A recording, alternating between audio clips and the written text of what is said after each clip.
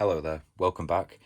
Thanks for joining me, and if you're a regular viewer of our online art skills tuition videos, then thank you for coming back. Today, the aims of the video are, I discussed in our last one about looking at things that are tricky to do, so details like hands and feet, and I'm just going to show you some sort of basic ideas or techniques how to approach them. So what you'll need today, simple tools, sharpener, sharp pencil and a rubber. The skills you're going to be learning today, well, we'll be looking at things that are quite difficult or considered tricky to draw, such as hands and feet, how to use planning of your drawing and proportion again to try to get these right. Certainly if there's anything that you personally find tricky to do, again, don't be afraid to contact us and to interact via the page.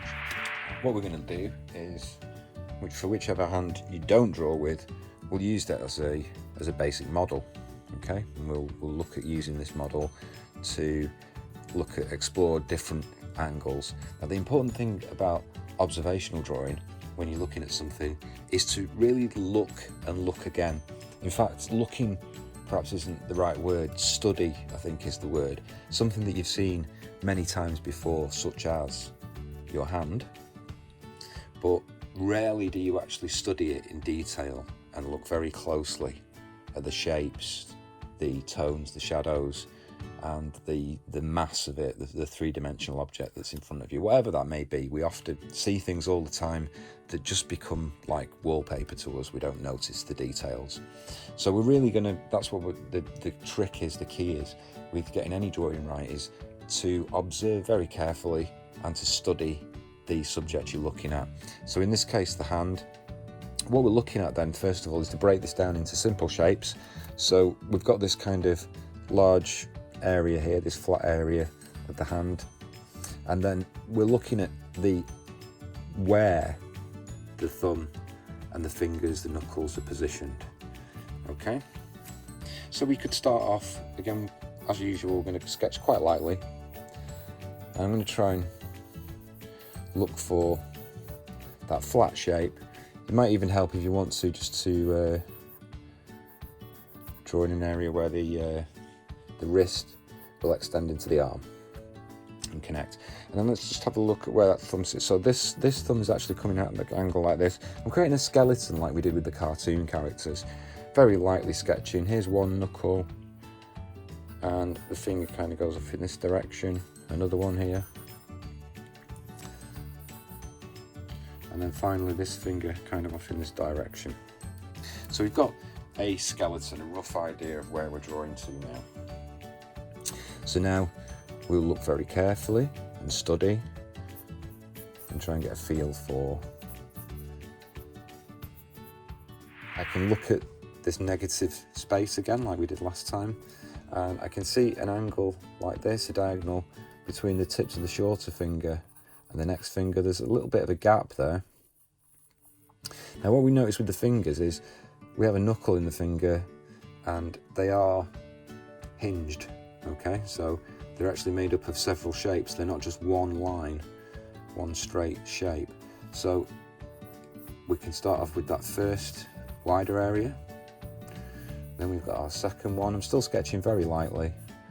And then that last shorter end piece. And then we've got this gap before the next knuckle. I can check where this knuckle lines up, and it's about there. And it goes off in this direction now. My hand has actually moved, hasn't it?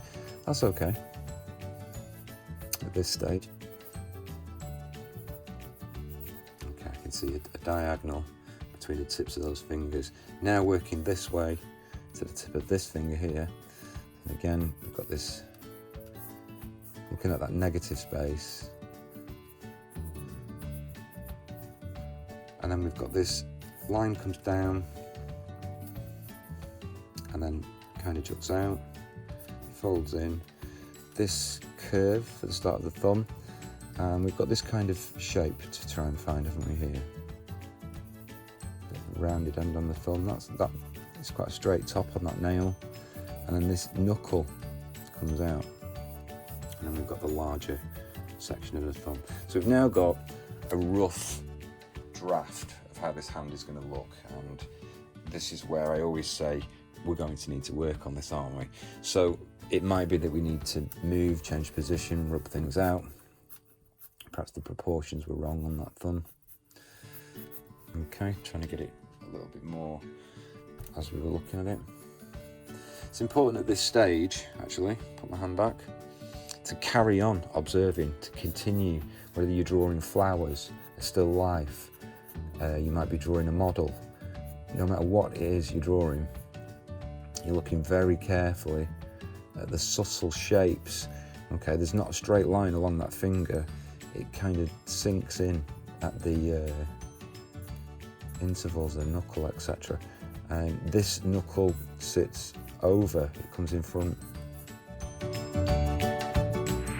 That's a really nice little curve there, the way that it kind of curves round and up over the knuckle, trying to get that shape, and then just dips in, and then you've got your negative shape here, this area of space between the fingers.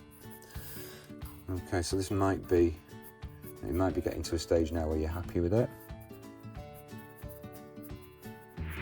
And that may be the point where we stop. So now we're going to remove all of those, as we've done before, and we're going to tidy the drawing up. Okay, so certainly you can work, obviously, in different ways. So skeleton, this finger coming in and tucking behind the thumb, another one comes out here, and these two are quite visible. So I've got these little sticks to indicate where my fingers are. I've got like this kind of angle, this angle of the wrist here. So I'm looking at where that thumb knuckle is in relationship to this finger, and it helps me make sure that I don't put it to one side or out the way somewhere where it shouldn't be. Okay, as I say, you can always take your time with this, take a lot more care than I'm doing. You can stop, pause this video at any time and go back to it. I'm just conscious of the length of my videos, so I'm trying to keep that down. Okay, and you get the idea, so we can use different hand shapes, different gestures, to different angles, etc. You might be looking for a particular thing. Maybe you're trying to draw a character holding something. The ideal, obviously, would be to get yourself an object, have a look what that looks like. What does that look like? What angle are you holding this item from? So, very useful tool. Just a quick word then on hands for cartoon characters. A little bit more simplified, obviously, so we can start off with that. We've got that flat shape. We're going to use the same principles. We'll have a thumb coming off on one side, and then usually our little skeleton fingers. Usually we've only got 3 fingers. Depends on your character. Maybe they've got 5. And we can just do simple sausages around for the hand here. Let's come inward for the meeting the thumb. Okay, and we could either make that a glove like Mickey's, or we can just extend that off onto our cartoon character's arm. Okay, and I mean, that's one way of doing it. We could go further than this if we wanted a little bit more realism or detail, in that we can use those as a guide, but maybe start adding these kind of individual sausage shapes to indicate more like finger-like shapes, or perhaps it's what's happening with the hand. Maybe they're reaching out to grab somebody or something. And then we're going to outline it as usual, and we're happy. Okay. And let's do that from the other side then. So I'm going to start off with a little skeleton for the thumb. I've just got my fingers in place there, and then the round of the hand. Okay, it's just a guideline for me. So let's try and put that thumb in. Just this nice sausage shape. And then Don't be afraid to hide things, and you know, like these fingers, maybe you wouldn't see all of them. It's going to look a bit odd if you can see all the fingers.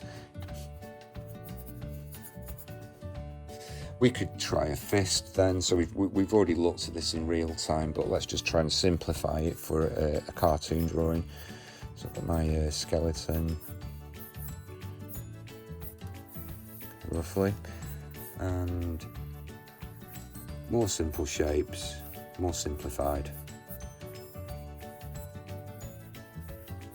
Yeah, you can rub out the scruffs and tidy it up, outline it, maybe even colour it if you wish to, and outline it in ink.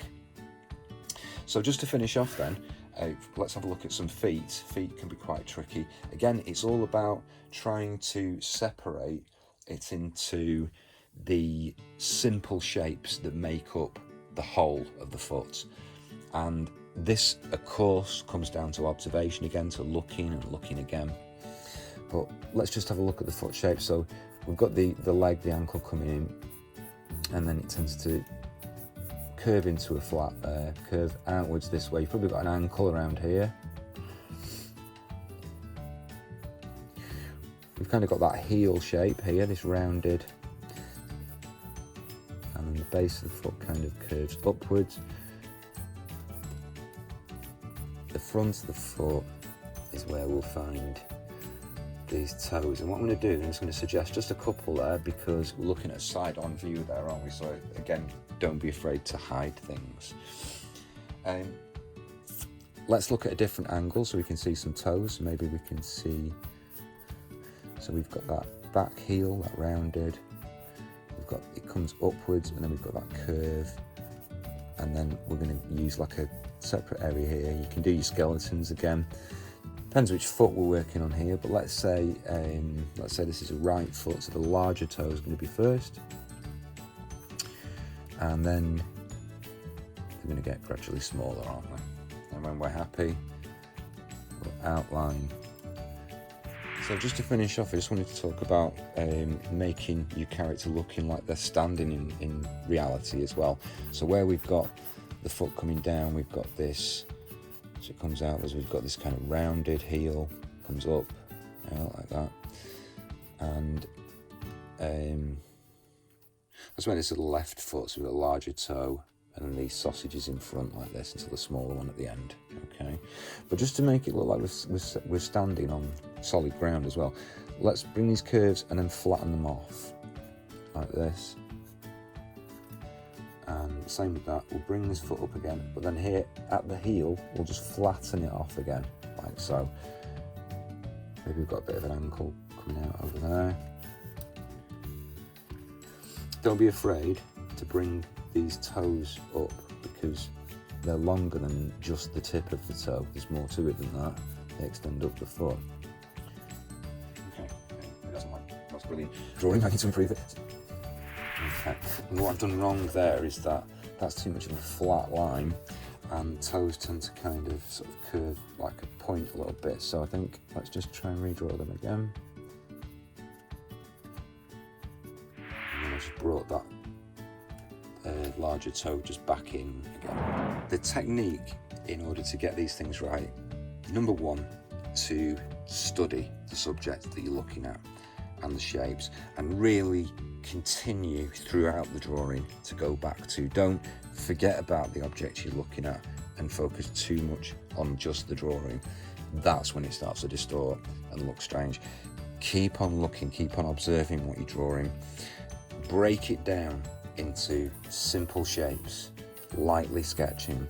Sketch out your skeleton first, so you've got an idea of where things are. Then you can start getting a feel for, while you're looking carefully at the hand or the subject that you're drawing, you get a feel for where things are. And only when you're happy with the proportion, with the positioning, this needs changing, doesn't it? Can you begin outlining? I hope you've enjoyed that, and next time we'll have a look at some still life and observational drawing. Until then, take care, enjoy, and again, by all means, do share with us any submissions of the work that you try out while you're watching these videos.